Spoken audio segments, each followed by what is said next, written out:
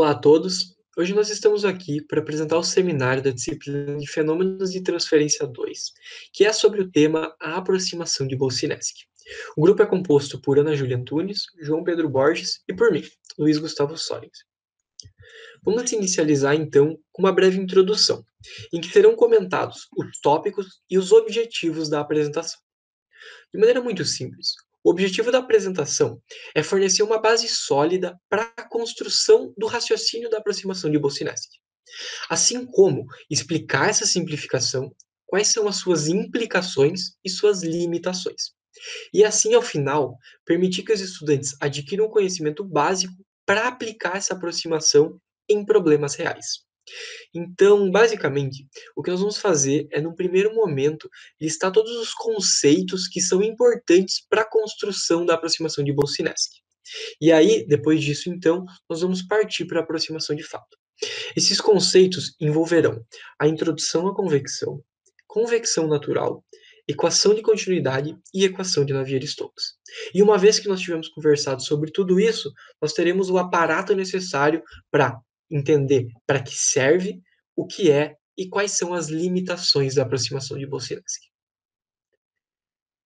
Ao final dessa apresentação, será possível então responder as seguintes perguntas: o que é convecção natural? Por que a aproximação de Boltzmann é interessante? O que é e como se aplica essa aproximação? E quais são as suas condições e limitações? Então, conforme dito, vamos inicializar conceitualizando a convecção natural. Mas antes, é interessante fazer uma distinção. A convecção, de acordo com o tipo do movimento, ela pode ser caracterizada em convecção natural e convecção forçada. Na convecção natural, nenhuma força externa é realizada, e todo o movimento ele acontece de acordo com a ascendência do ar quente e a descendência do ar frio. Já na convecção forçada, é necessária a existência de algum acessório que vai estar forçando a passagem do fluido em alguma superfície, como por exemplo nesse caso aqui, um ventilador. É interessante notar que as velocidades na convecção forçada vão ser muito superiores às velocidades na convecção natural. E isso vai fazer com que a taxa de transferência de calor por convecção também seja bastante superior na convecção forçada. E a gente consegue analisar isso através dos coeficientes de transferência de calor que estão mostrados aqui na tela. Então, para a convecção natural, por exemplo, para líquidos, esse coeficiente ele pode ficar entre 50 e 1000 watt metro quadrado Kelvin. E para gases, entre 2 e 25 watt por metro quadrado Kelvin. Já para a convecção forçada, esses valores eles são bastante superiores, o que indica novamente que a taxa de transferência de calor por convecção na convecção forçada é maior em comparação com a taxa na convecção natural. Além disso, conforme nós vimos na disciplina de Fenômenos de Transferência 1, quando um fluido escoa sobre uma placa, sobre um duto, enfim, sobre uma superfície, vai haver a formação de um perfil de velocidade. Esse perfil de velocidade ele pode ser representado conforme está aqui nessa figura. E o que é interessante de notar é que na interface entre o fluido e a superfície vai estar acontecendo a condição de não deslizamento, que nos diz que, devido às forças viscosas e o atrito que ocorre, a velocidade na interface fluido-superfície vai ser igual a zero. E à medida que a gente vai andando aqui no eixo Y e se afastando da interface, esse perfil vai ser formado, até que no infinito a velocidade volte a ser o que ela era antes do fluido estar passando sobre a superfície. Isso é interessante, porque nós conseguimos fazer algumas analogias da velocidade com a temperatura. Então, vamos imaginar a situação em que um fluido escoa sobre uma superfície que está a uma temperatura diferente do fluido. Isso vai fazer com que, além do perfil da velocidade, se forme um perfil de temperatura. Mas aí, ao invés da existência da condição de não deslizamento, nós também vamos ter a condição de mesma temperatura, que vai nos dizer que na interface a taxa de transferência de calor por condução, que vai estar acontecendo pela superfície, será igual à taxa de transferência de calor por convecção. E isso implica, então, que naquele ponto de interface, naquele ponto de contato, vai existir o equilíbrio térmico. que vai ser responsável, então, por fazer com que o fluido, cada vez mais, ele perca calor para as outras camadas de fluido, que vão dar origem a um perfil de temperatura, que em alguns casos pode ser muito parecido com esse perfil de velocidade aqui. Então, agora a gente consegue falar um pouco sobre convecção natural. Convecção natural, conforme dito, ela não necessita de nenhuma força externa para estar acontecendo. E muito provavelmente ela está acontecendo nesse exato momento na tua frente. Esse é o fenômeno que explica por que um prato de comida quente, quando está em contato com o ambiente, esfria. Na realidade, o que a gente vai fazer agora nos próximos minutos é tentar explicar mais ou menos o que está acontecendo. Então, vamos supor que esse prato de comida está a uma temperatura de 50 graus Celsius, acabou de sair do forno, e ele entra em contato com o ambiente, hoje está um pouco mais frio, o ambiente pode estar a uns 10 graus Celsius. O que vai acontecer é que essa diferença de temperatura vai induzir uma transferência de calor do corpo mais quente para o corpo mais frio. Então o prato ele vai esquentar inicialmente a superfície que está mais próxima dele, a superfície de fluido que está mais próxima dele. Ou seja, ele vai esquentar a primeira camada de fluido que está em contato com o prato. Pela condição de mesma temperatura, essa primeira camada infinitesimal vai adquirir o equilíbrio térmico. E aí, o que seria plausível de pensar é que, conforme o tempo fosse passando, essa taxa de transferência de calor ela fosse diminuindo consideravelmente e o equilíbrio térmico fosse atingido com uma lentidão absurda. Porém, não é isso que acontece. Na realidade, o que acontece é que quando você aquece a primeira camada, vão haver mudanças na sua densidade. E aí, para ajudar a explicar esse fenômeno, eu trouxe aqui a equação da densidade na sua forma mais simples. Massa sobre volume. A pressão constante, quando nós aquecemos um fluido, ele tende a aumentar o seu volume. As moléculas estão mais agitadas, elas tendem a querer ocupar um espaço cada vez maior, enfim, elas vão ocupar um volume maior. Quando isso acontece, como a massa é mantida constante, a densidade tende a diminuir. E o processo inverso, ele é verdadeiro. Quando nós resfriamos um fluido, as moléculas tendem a ficar mais juntas, o volume tende a diminuir quando a gente está a pressão constante, é bom ressaltar. E isso vai fazer então com que a densidade aumente. Essas diferenças de densidade, quando você, por exemplo, aquece, vão fazer com que o fluido mais leve, ou seja, de menor densidade, ele ascenda. E o fluido mais pesado, ou seja, com maior densidade, ele descenda. E aí vai ser criado um movimento de ascendência e descendência de fluido. Essa é a convecção natural. O fluido que está em primeiro contato com a superfície quente, que no nosso caso é o prato de comida, ele vai aquecer. Quando ele aquece, ele aumenta o seu volume, diminui sua densidade e, por ser mais leve, sobe. Quando ele sobe, ele dá espaço para o fluido que estava acima dele, mais frio, descer devido a essa diferença de densidade. Uma vez que esse fluido ele desce e entra em contato com a placa, ou entra em contato com o prato, ele vai aquecer.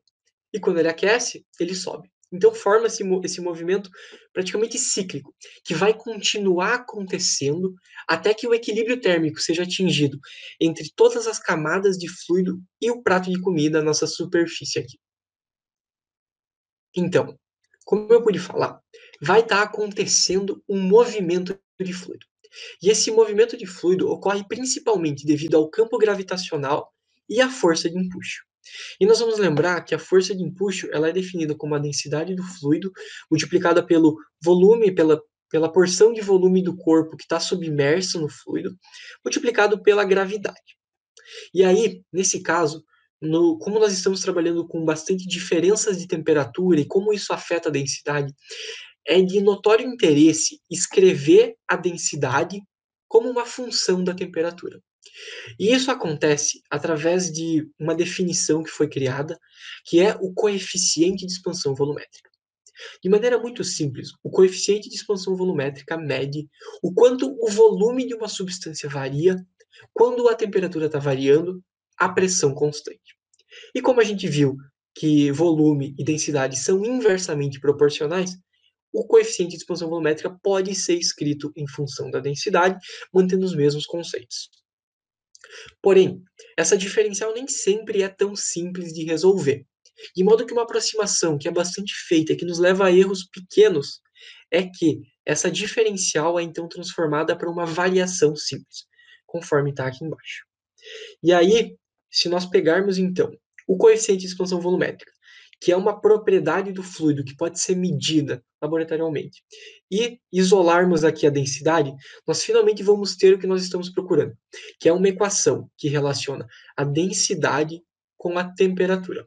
E isso vai ser especialmente interessante daqui a alguns minutos, quando a gente estiver falando sobre a aproximação de Boussinesq. Agora é importante a gente sistematizar um pouco as informações que foram passadas para que elas façam sentido a partir de agora. Então, primeiro, um fluido que está em contato com uma superfície a uma diferente temperatura vai ocasionar a transferência de calor do corpo mais quente para o corpo mais frio. A interface do fluido com a superfície vai adquirir um estado de equilíbrio térmico, ou seja, a mesma temperatura. E isso vai fazer com que uma transferência de calor ela aconteça da primeira camada de fluido para as demais camadas. Conforme essas outras camadas vão acontecendo, a densidade delas vai diminuir, porque, como a gente viu, a pressão constante, densidade e temperatura são inversamente proporcionais. Esse gradiente de densidade vai estar ocasionando um movimento no fluido, que vai ocorrer principalmente devido ao campo gravitacional e à força de empuxo. E a gente viu que um fluido com menor densidade é mais leve. À medida que o fluido aquecer, ele vai acender. E isso vai dar origem ao fenômeno da convecção natural, que vai continuar acontecendo até que o equilíbrio entre a superfície e o fluido seja alcançado. E o que a gente consegue concluir a partir de tudo isso? A temperatura exerce um papel fundamental na densidade. E isso vai ser extremamente relevante para a aproximação que Boussinesq vai fazer. Vamos abordar agora uma parte mais matemática da convecção natural. Então, nós já observamos a ocorrência do fenômeno, o Luiz já nos explicou detalhadamente por que a convecção natural acontece, e agora nos falta colocar em equações esse fenômeno para encontrar uma modelagem matemática para a convecção natural. A convecção natural nada mais é do que o escoamento de um fluido. E nós sabemos que para escoamentos de fluidos, nós temos três grandes fatores que nos ajudam a caracterizá-lo. São eles a massa, a energia e o momento. Nós vamos analisar cada um deles separadamente e escrever uma equação que no final vai nos ajudar a formar um sistema de equações que devem ser resolvidos simultaneamente para a gente conseguir encontrar o fenômeno da convecção natural. Começando então pela massa, nós temos a chamada equação da continuidade, que nada mais é do que a observação de um pedaço do espaço que nós vamos tratar como volume de controle e a observação das entradas e saídas de massa ao longo do tempo nesse volume de controle. Como primeiro termo da equação da continuidade, nós temos a derivada material da massa específica do fluido, que nada mais é do que a observação de uma partícula do fluido que está escoando. E a gente vai observar, então, nessa partícula, como que a sua massa específica varia de acordo com a posição em que ela está e com o tempo. Como segundo termo na equação da continuidade, nós temos o produto da massa específica do fluido pelo seu gradiente de velocidade. O gradiente de velocidade é um vetor no espaço que indica a direção de maior incremento na velocidade do fluido. Agora, o que nós vamos fazer é escrever a massa específica do fluido como uma massa específica de referência, chamada aqui de ρ0, mais um Δρ, que é uma variação da massa específica, um fator extremamente importante para a convecção natural. Nós sabemos, então, que o ρ0 é um valor constante, já que é uma propriedade de referência. E a variação da massa específica, como o Luiz já nos apresentou, é função da temperatura do fluido. Então, como a derivada material da massa específica ela é em relação à posição da partícula e em relação ao tempo, e não à sua temperatura, todo esse termo da derivada material vai ser igual a zero. E, portanto, nossa equação da continuidade vai ser escrita como o gradiente da velocidade é igual a zero. Só que ainda temos uma notação vetorial para a equação da continuidade. Nós podemos escrever ela, por exemplo, para coordenadas cartesianas. E dessa forma, nós teríamos derivadas parciais da velocidade do fluido em cada eixo, das suas componentes em cada eixo, em relação aos eixos aos quais essas velocidades estão projetadas. Seguindo então a nossa análise, nós temos a chamada equação de Navier-Stokes, muito famosa. Ela é referente a um balanço de forças que vai nos ajudar a definir o campo de velocidade no escoamento do fluido. Como primeiro termo, nós temos o produto da massa específica do fluido pela sua derivada material da velocidade. Nós já vimos que a derivada material é o acompanhamento de uma partícula do fluido escoando e a variação dessa propriedade, que no caso a velocidade, ao longo do tempo e ao longo da posição. Passando para o lado direito da equação, nós temos um termo de gradiente de pressão, que nós sabemos que nada mais é do que uma força, porque como a gente pode observar, por exemplo, quando abrem uma porta de avião ou então pelo movimento dos ventos, gradientes de pressões, elas geram forças no sentido de que fluidos de maior pressão escoam para menor pressão. Como segundo termo da nossa equação de Navier-Stokes, temos o produto da viscosidade do fluido pelo Laplaciano da velocidade, que se refere às forças viscosas que atuam no fluido, que como o Luiz apresentou lá no comecinho do trabalho, elas geram gradientes de velocidade também, porque elas ajudam a frear a velocidade do fluido, e dessa forma elas formam perfis de velocidade. E por último, então, nós temos outros tipos de forças, que geralmente estão associados a forças gravitacionais ou então a forças eletromagnéticas. Cabe ressaltar aqui que essa forma da equação de Navier-Stokes, ela já é uma forma com uma hipótese simplificadora, de que o escoamento do fluido é incompressível. Nós podemos, então, tirar a equação de Navier-Stokes dessa forma vetorial e escrever a equação para cada um dos eixos, aqui no caso para coordenadas cartesianas. Dessa forma, nós temos três equações que ditam o momento do fluido, o seu balanço de forças. A equação de Navier-Stokes, ela não apresenta uma solução analítica geral. Inclusive, existe um prêmio de $1 milhão para quem resolver uma solução analítica geral para a equação de Navier-Stokes. Porque uma resolução analítica geral da equação de Navier-Stokes, ela descreveria todos os fluidos em qualquer espaço e a qualquer tempo. Então, como a gente sabe que os fluidos eles são altamente instáveis e é difícil da gente tratar eles, a equação de Navier-Stokes é muito difícil de ser resolvida. E as soluções analíticas dessa equação dependem de muitas hipóteses simplificadoras. Então, a gente tem que tratar essas equações de uma forma computacional. Até agora, nós temos, então, a equação da continuidade referente à massa e as equações de Navier-Stokes referente ao momento.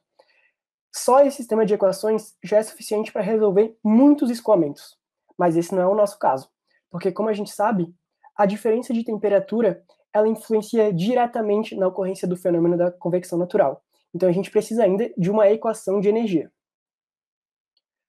A resolução de sistemas de equação de continuidade, equação de Navier-Stokes, já é muito difícil de ser feita. Ela requer uma análise computacional, como eu já mencionei. Existe uma área de estudo chamada de fluidodinâmica computacional que faz modelagem de escoamentos assim. Agora, se a gente adicionar um termo de energia para esse sistema de equações, ele fica muito mais difícil de ser resolvido, porque a gente está tratando de um sistema altamente instável, ou seja, qualquer mudança em qualquer parâmetro do sistema de equações vai ocasionar um valor muito diferente de resultado. Se hoje já é extremamente difícil de resolver um sistema de equações de Navier-Stokes sem muitas hipóteses simplificadoras, imaginem no século XIX, por exemplo. A forma da gente aproximar soluções desse sistema de equações de Navier-Stokes era feita a partir de aproximações. Uma aproximação particularmente muito conhecida é a aproximação de Boltzmann, que é o grande tema desse trabalho. Então, Ana vai comentar um pouquinho de como essa aproximação é feita e por que ela é tão importante ainda hoje. Então, como o João já introduziu, agora nós vamos falar um pouco sobre como a aproximação de Boltzmann é feita. Inicialmente, ela pode ser resumida em duas afirmações. Primeiro, a variação de todas as propriedades diferentes da densidade pode ser ignorada. O que isso quer dizer? A gente sabe na convecção natural que há a formação de gradientes de temperatura. Com esses gradientes, essas variações na temperatura, as propriedades elas também variam. Um exemplo que a gente viu muito na disciplina foi justamente a condutividade térmica, que tem uma dependência com a temperatura. Porém, na aproximação de Bose-Einstein, essas variações vão ser ignoradas. Apenas vai ser considerada a variação da densidade, e ainda com uma segunda consideração, que ela apenas vai ser levada em consideração quando ela dá origem a uma força gravitacional. Bom, aqui embaixo eu trouxe algumas referências que eu utilizei, então quem tiver interesse, por favor, fique à vontade de buscar na literatura. Aqui iniciando com a equação da continuidade, vou passar rapidamente porque é muito similar ao que o João já fez. A gente começa considerando as variações na densidade, ou seja, ρ vai ser igual a ρ0, né, que seria uma densidade de referência, mais um Δρ. E aí, aplicando nessa equação que o João nos mostrou, a gente percebe que a densidade ela vai estar presente apenas nos termos temporal e convectivo, né, que são os que estão presentes na equação da continuidade. E nesses termos, a própria aproximação já determina que a gente não deve considerar as variações da densidade, apenas quando ela está presente num termo de força gravitacional, força de impulso. Portanto, a equação da continuidade fica exatamente como o João já nos mostrou. Agora, falando um pouco sobre a equação de Navier-Stokes, a gente começa observando essa equação para um fluido incompressível, ou seja, cuja densidade é constante. Então, a gente vai pegar essa equação e vai olhar alguns termos para ver como a densidade ela vai influenciar aqui com a sua variação. Então, primeiramente, a gente observa o termo das forças, e a gente pode dizer que essas forças, a predominante seria a gravitacional, para a convecção natural. A gente pode reescrever também esse G como sendo vindo de um potencial, né, que vai depender aí da altura vertical, então a gente pode lembrar disso da física. E aí a gente reescreve a nossa força, né, dependendo aqui da nossa densidade de referência e também do Δρ. Um outro termo que vai ser interessante olhar vai ser o termo da pressão. Então a gente define esse P maiúsculo, que vai ser justamente a pressão, mais um ρ0 vezes o potencial. Então, quem se lembra aí, esse termo justamente do ρ0 vezes o potencial vai ser um termo aí de pressão hidrostática. Okay? Então, a gente reescreve isso justamente para encontrar esse termo aqui, que vai ser o gradiente de ρ0 vezes o potencial, que é o mesmo termo encontrado aqui, vou voltar um pouquinho, na força gravitacional. Então, quando a gente substitui aqui na equação de Navier-Stokes, a gente fica que a força gravitacional, ela fica apenas com um termo, Δρ, vezes o G. Então, a gente percebe justamente nesse termo, o que vai ser relevante vai ser esse Δρ, vai ser essa variação.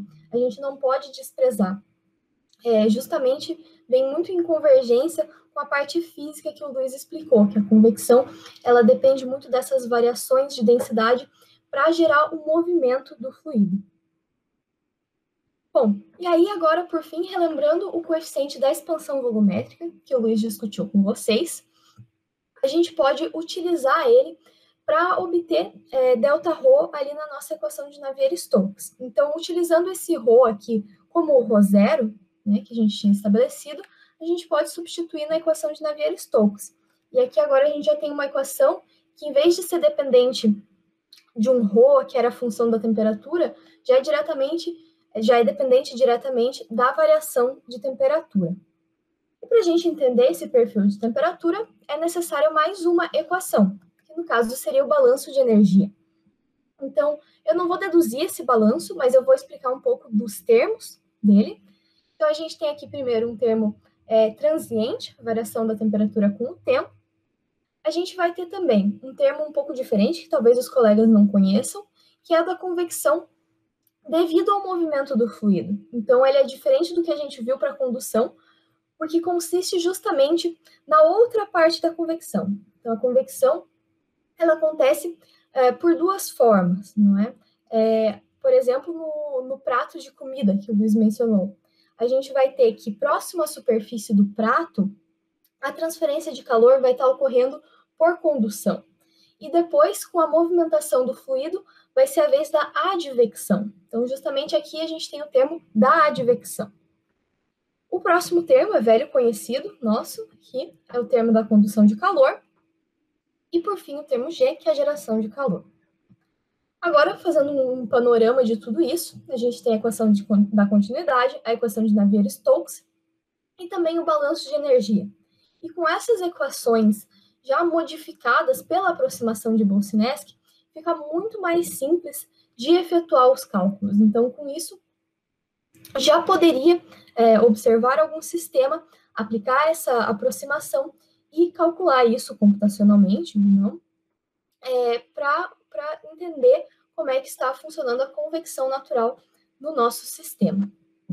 E para finalizar, quando a aproximação de Boltzmann pode ser utilizada? Bem, como essa aproximação é uma simplificação amplamente utilizada em simulações computacionais, ela pode ser sempre utilizada quando nós quisermos ter uma aproximação inicial e grosseira do nosso escoamento. Essa aproximação ela não necessariamente vai trazer resultados fidedignos, resultados bons, mas vai nos dar uma ideia de como o escoamento está acontecendo e como as propriedades estão variando ao longo do escoamento. Porém, caso a gente queira ter um resultado exato, que de fato vá representar esse nosso escoamento, existe um teste que pode ser realizado que vai depender aqui das propriedades da substância e da diferença de temperatura a qual essa substância está sendo submetida. Então, se essa multiplicação ela for inferior, muito inferior a 1, isso significa que os erros associados à aproximação de Boltzmann vão estar inferiores a 1%.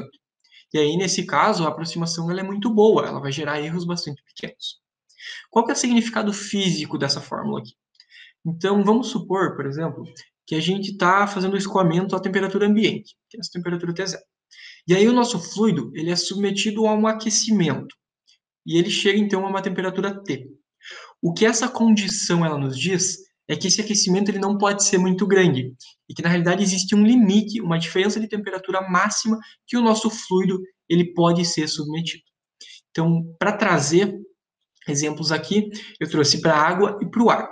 Para a água, essa diferença de temperatura ela pode ser de no máximo 2 graus Celsius, enquanto que para o ar, a diferença de temperatura pode ser de até 15 graus Celsius. Então, gostaríamos de finalizar agradecendo a todos, e é isso. Espero que tenham gostado.